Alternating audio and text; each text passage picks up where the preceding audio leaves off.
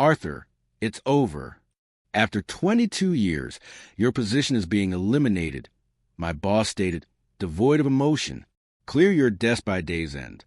I'm Arthur Vance, 59, lead foreman at Western Plains Manufacturing in Tulsa, Oklahoma. We crafted industrial valves and pressure equipment for oil refineries, where precision was paramount. One mistake could mean lives lost. On that fateful Monday morning, Brenda from Human Resources summoned me to the conference room. Marcus Thorne, our new operations director, had only been with us for 4 months, yet he sat there, fixated on a spreadsheet. Fresh hands, crisp shirt. He had only ever walked on my floor during a required safety tour. "Arthur, we're making some changes," Brenda said, pushing a folder toward him. "The company is cutting down on supervisory roles." Marcus's silent agreement hung heavy in the air. Pressure mounts in the market. Intense transformation. The folder creaked open. Final farewell. Just 2 weeks to prepare someone else to take my place. Half my pension would be available right away, while the rest would trickle in each month. The company logo at the top of the page felt unsettlingly unfamiliar. They altered it last year, leaving us in the dark on the floor. "Your replacement starts tomorrow," Brenda said, her tone flat, as of announcing the day's lunch special. "Caleb Finch. He holds a business degree from Oklahoma State. Incredible potential." I shut the folder, my gaze tracing the wood grain of the table. 2 decades and 2 years. All clear, no incidents reported. Day after day, I ensured 346 employees return home safe. I created the safety protocols they cling to, set the maintenance schedules they adhere to, and trained every foreman and lead tech on that floor. "I get it," I replied. Marcus exhaled, a weight lifting from his shoulders. Brenda's smile was a hollow echo, failing to touch her eyes. That night, I took the long route home, passing the riverfront where the old refineries loomed like ghosts. My father toiled there before the companies fled south. He always said, "Art, a man's worth lies in his creations, not his words." I created something at Western Plains. A framework, a way of life, a testament. Now, I had just 2 weeks to pass it on to a child who couldn't grasp the weight of what he was taking apart. I rushed home and dialed Walt, my old friend who had just retired. "They're releasing me," I said to him. "Bastards," he whispered, fury igniting in his chest. "Are you ready to unleash chaos?" "No, but the truth will hit them hard, and soon. Not all knowledge can be grasped in just 2 weeks." I hung up, my gaze fixed on the work boots by the door. 22 years of factory floor grime, a stain that never faded. They were blind to their impending loss. I began my journey at Western Plains when my son Daniel was only a year old. 4 years into our marriage, that job was everything. Stability, health insurance, a future. 3 shifts a week, then a supervisor role after 3 years, assistant foreman after 7, and finally, lead foreman when old Howard Sterling stepped down. The floor embraced me like a familiar friend. I recognized each machine by its voice, sensing the number 3 press faltering before the warning light even flickered. I sensed danger from afar, detected the scent of aging hydraulic fluid, and felt the shift in temperature with precision. Susan once claimed I loved that factory more than our home. Perhaps she had a point. When she vanished a decade back, taking Daniel to Colorado, I threw myself into work. Holidays, weekends, storm days, when half the crew vanished into the chaos. During my time, the company changed hands twice. It all began with Midwest Industrial Group in 2011. They preserved the familiar, holding on tightly. In 2020, Axiom Partners acquired us. Private equity players armed with algorithms and relentless efficiency metrics. They began cutting excess capacity right away. Changes crept in, subtle yet undeniable. Budgets slashed, corners cut, machines left to linger in silence. They swapped out 3 of my top mechanics for contract workers, slashed the inventory of replacement parts, and relentlessly raised production quotas each quarter. 6 months ago, Marcus Thorne stepped in, armed with his MBA and a stack of spreadsheets.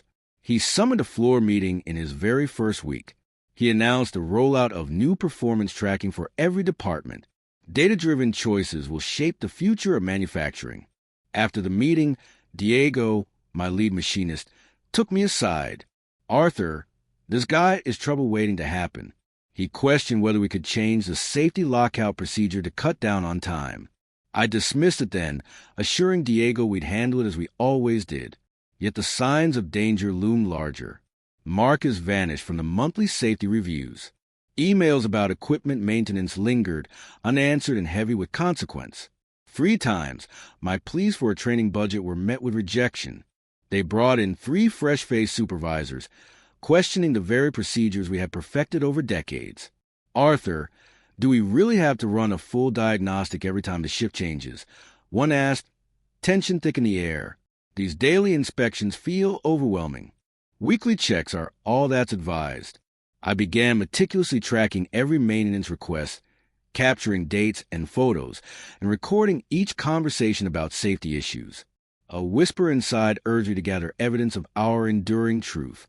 I never saw it coming, being cast out like that so abruptly. Caleb Finch, the kid who took my place, arrived on his first day in dress shoes and a tie. 28, gelled hair, eyes glued to the tablet, checking every 5 minutes. His excitement crackled in the air as he extended a firm handshake, the kind they teach in business school, before stepping into the unknown. I've examined every production metric and uncovered key opportunities for efficiency. I nodded, pressing the steel-toed boots and safety glasses into his hands. First, the floor reveals its secrets. Then, the numbers tell the tale. For 2 weeks, I guided Caleb through every detail, the maintenance schedules, the safety protocols, the personnel files. I introduced him to each shift supervisor and lead operator. Yet, as the days unfolded, an unsettling realization began to dawn on me. He documented the processes, yet overlooked the souls behind them. He avoided the topic of Diego's son, now a Marine. Alicia on the assembly line needed extra break time for her diabetes, and I forgot. I never realized the number 2 milling machine needed coaxing on those frigid mornings. Last Thursday, I caught him whispering to Marcus in the break room. Once the new shift schedule is in place, Caleb suggested we might merge 2 maintenance roles, along with the safety redundancy Arthur demands for the hydraulic press. The manual omits those additional checks. Marcus nodded, satisfaction flickering in his eyes. A much-needed fresh perspective. They were oblivious to my presence. I slipped away silently, a chill gripping my gut. These were transformations that cut deeper than finances. They were tearing down the barriers I had painstakingly constructed, the very shields that prevented the loss of fingers, arms, or even lives. That afternoon, I chose my path. I summoned my closest allies, Diego, Alicia, Pete from maintenance, and Gary from the night shift. Our eyes locked in the dim light of the parking lot. The world around us faded away. They're about to take shortcuts, I warned them, and the rookie is blissfully unaware of his ignorance. "What do you need from us, Arthur?" Diego inquired. "We can't turn a blind eye to the new boss." "No," I agreed, "but you must document everything. Keep your own records. If things go wrong with the equipment..." I pressed the index cards into their hands, my personal number scrawled on each one. "Just call me. Not leadership. Just me." My last day was consumed by the haunting task of emptying my locker. Caleb sat at my desk, shifting everything around with a restless energy. I surrendered my keys to him. "Any final words?" he murmured, eyes glued to his tablet. "Absolutely," I did. "Hear the whispers of the ground. Listen closely. The machines have something to say." His smile was polite, but confusion lingered in his eyes. I stepped out, no fanfare, just silence. Silence, emptiness, absence. 22 years concluded with Brenda's handshake in HR and a parking lot exit badge that died the moment I drove off. I still had unfinished business with Western Plains. No, not at all. I waited, heart racing. Diego called me 3 weeks after I walked away. "They're changing the maintenance schedule on the hydraulic presses," he whispered, his voice barely above a breath, as if the walls might betray him. "Shifting from weekly to bi-weekly inspections. Record it," I insisted. "Observe for pressure shifts, leaks, or strange noises." 2 days later, maintenance rang Pete. My parts order for the backup generator was denied. They said we can hold off until the quarterly inventory. I documented each call, every shift, every compromise. After 4 weeks, I took the plunge and reached out. I sent a direct email to Marcus and Brenda. Worrying whispers surround the shifts in safety and maintenance protocols. With 2 decades of experience, I'm ready to discuss the risks these changes could bring. Brenda responded almost immediately. I appreciate your concern, Arthur. The transition flowed seamlessly, with Caleb swiftly enacting impactful efficiency improvements. We'll contact you if your insight is needed. Officially coded message. Keep your distance. 6 weeks in, disaster struck. A belt slipped on the number 3 press, triggering a 2-hour shutdown. Everyone safe. A tiny hydraulic leak emerged in week 7. Then, in week 8, 3 electrical crises struck. After every incident, Gary reached out to me. The new guy's pointing fingers at the gear, Arthur, claims it's all obsolete and in disrepair. My blood ignited. The equipment had performed perfectly with the right attention. By week 10, I was at my breaking point. I raced to the plant, heart pounding, and sat in the parking lot, waiting. As Diego stepped out, I beckoned him to my truck. Just how deep does the darkness go? I pleaded. Diego scanned the room, tension thick in the air, before he spoke. Terrible. Production has plummeted by 15%. Last week, they let Pete go. He claimed he couldn't adapt. Caleb's college buddy is now in charge of maintenance, but he can't tell a torque wrench from a screwdriver. Has anyone felt pain? It haunted me the most. Not now. Gary narrowly escaped disaster when a safety switch on the cutting line malfunctioned, nearly costing him a hand. Caleb labeled it as a mistake on the operator's part. I chose my path in that moment. I had connections at the State Industrial Safety Board. A single call could ignite an inspection. The following morning, I picked up the phone. I laid bare my fears, my past with the plant, the precise shifts that haunted me. Inspector Diane Morris scribbled furiously, her pen dancing across the page. She promised an unannounced inspection in the next 2 weeks. A wave of satisfaction washed over me. The system would find its own way back to balance. 3 days later, Diego's call pierced the silence, panic lacing his voice. They recognize Arthur. Management knows you initiated the inspection request. Marcus is about to explode. My stomach plummeted. What's going on? We're trapped, drowning in endless hours, erasing the truth behind the chaos. The production lines halted, a tense pause before the impending inspection as they raced to mend every flaw. The legal letter arrived, a courier's knock echoing through the silence of my home. Western Plains Manufacturing charged me with malicious interference and breaching non-disclosure agreements. They warned me of legal action if I didn't stop sharing what they called lies about their practices. I reached out to my lawyer, Robert Shaw. He glanced at the letter, a heavy sigh escaping his lips. They're lying about the NDA breaches. No secrets revealed, yet it could unleash a storm of legal fees that might haunt you. Will they halt the inspection? I pleaded. Absolutely not. When the safety board makes its move, it's inevitable. But Art, watch out. When backed into a corner, these corporate players unleash their ruthless side. I hung up, a storm of anger and anxiety swirling within me. They sought to silence me, all while frantically addressing the issues I had exposed. What comes next after the inspection clears? They would slip back into their old ways, but this time with a calculated precision. I craved multiple inspections. I craved proof of deep-rooted neglect. The inspection arrived, then vanished. Western Plains faded away. Just enough. Afterward, Inspector Morris reached out to me. She said they addressed the urgent safety concerns. Yet, I highlighted multiple issues in my report. Their maintenance documentation faltered, leaving uncertainty in its wake. Some employees appeared to have practiced their answers. Are there consequences? I pleaded. Small shifts, fleeting and insufficient to alter lasting habits. I hung up, frustration boiling beneath the surface, yet somehow I expected it all along. Western Plains mastered the art of crisis management, swiftly addressing issues, settling minor penalties, and resuming their routine without missing a beat. That weekend, the doorbell echoed through the silence. Gary stood on my front porch, anxiety etched across his face. I apologize for intruding, Arthur. I had to reveal something to you, far from the plant.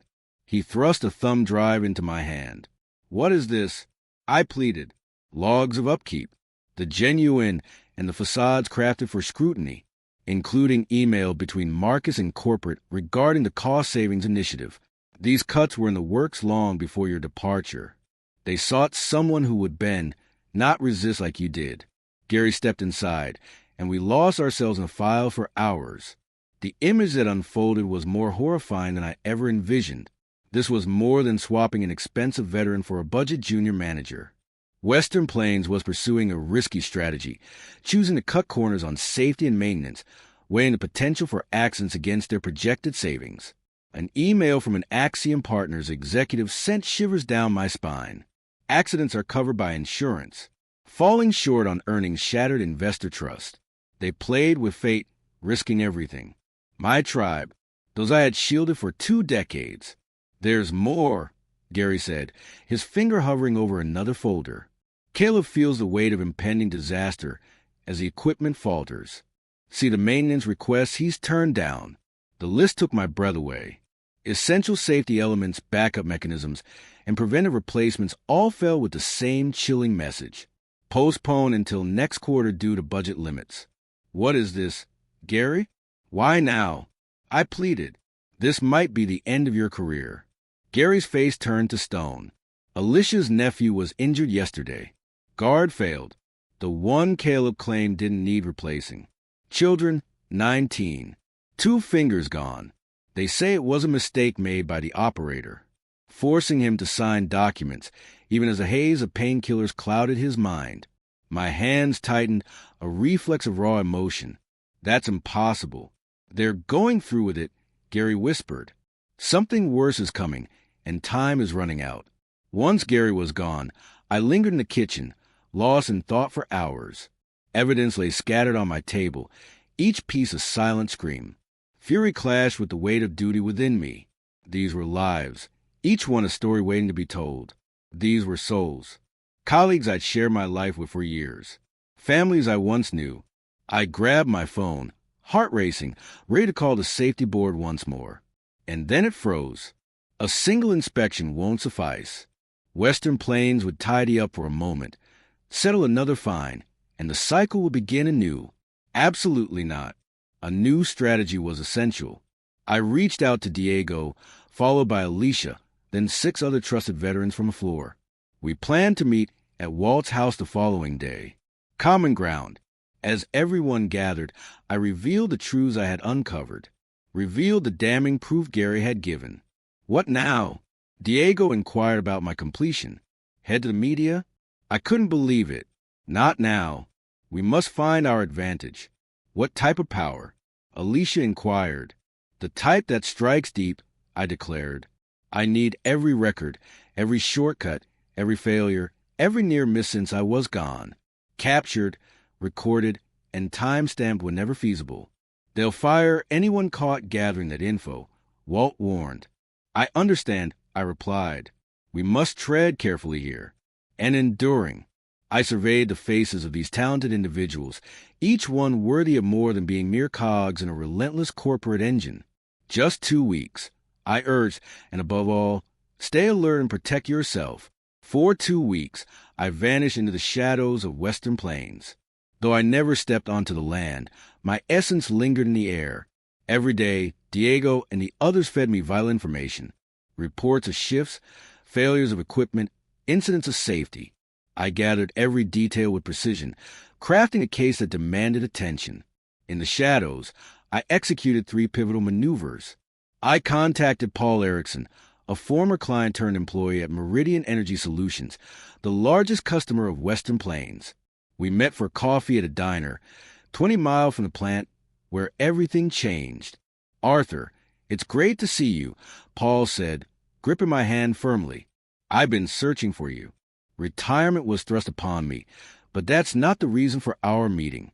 I revealed images of faulty pressure valves sent from Western Plains last month, valves destined for Meridian systems. Did these really pass inspection? Paul frowned, his expression heavy with concern.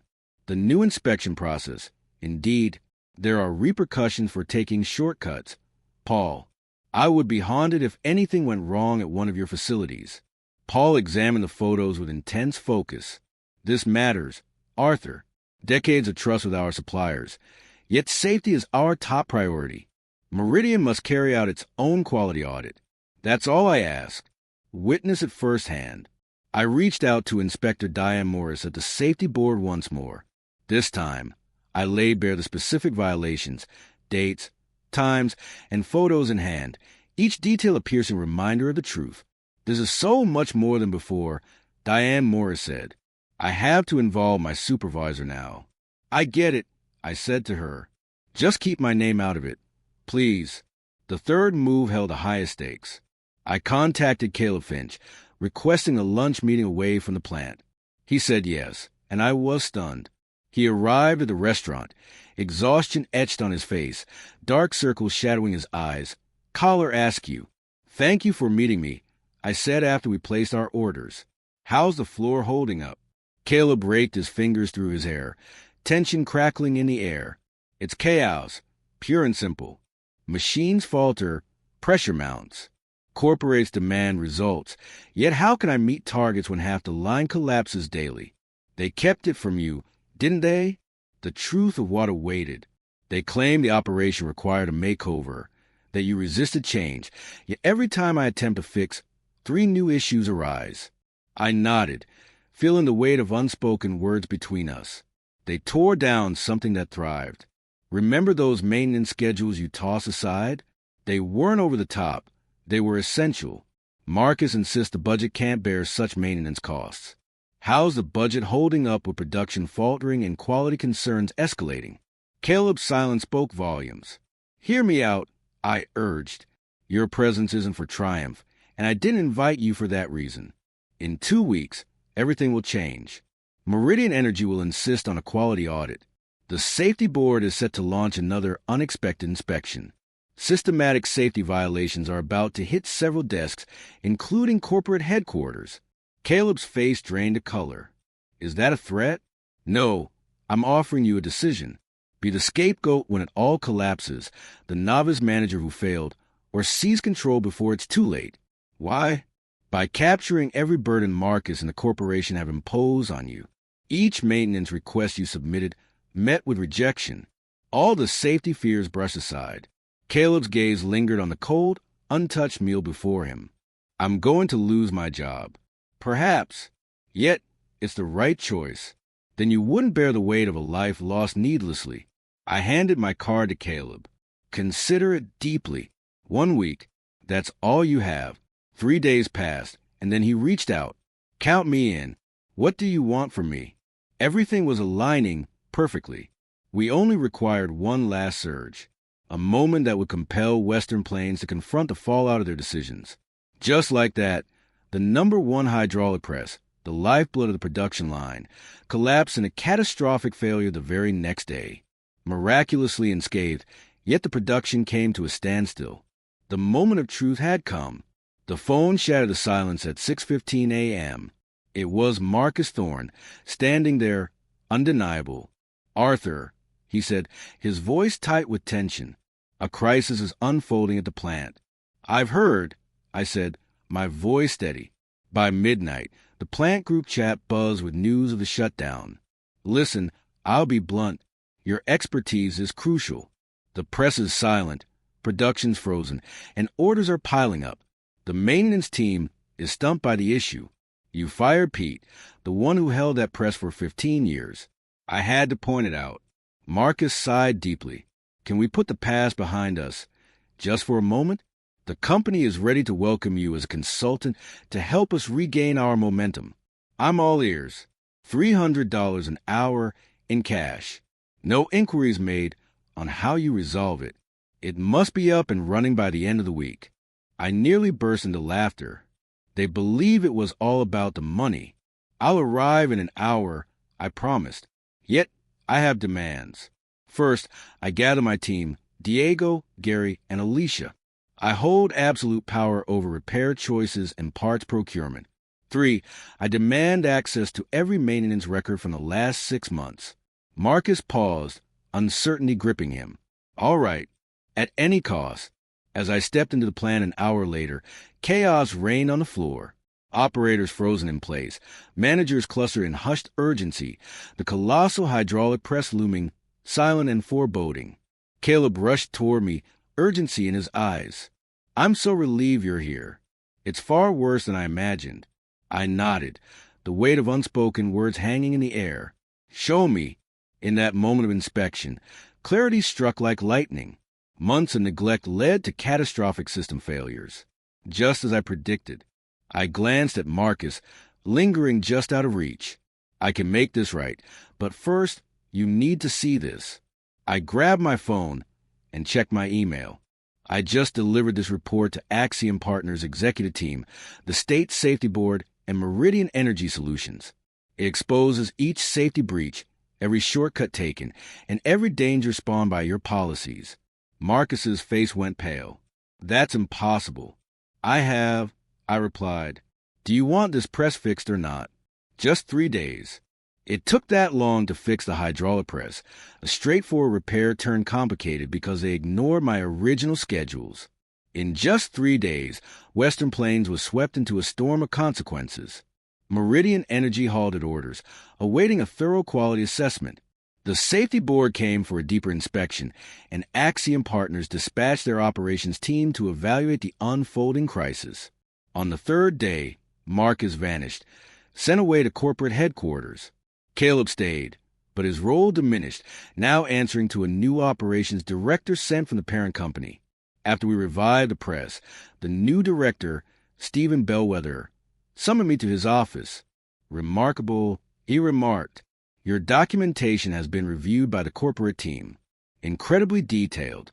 I stood in silence, heart racing. We're revamping our maintenance and safety protocols across all facilities, Stephen said, and we want you to take on the role of Director of Manufacturing Operations for Western Plains. The offer lingered in my mind. What's the pay? Stephen quoted a figure that soared 30% above my previous earnings. Complete control over maintenance schedules and safety procedures? Absolutely, within the limits. I shook my head, disbelief coursing through me. That's the issue.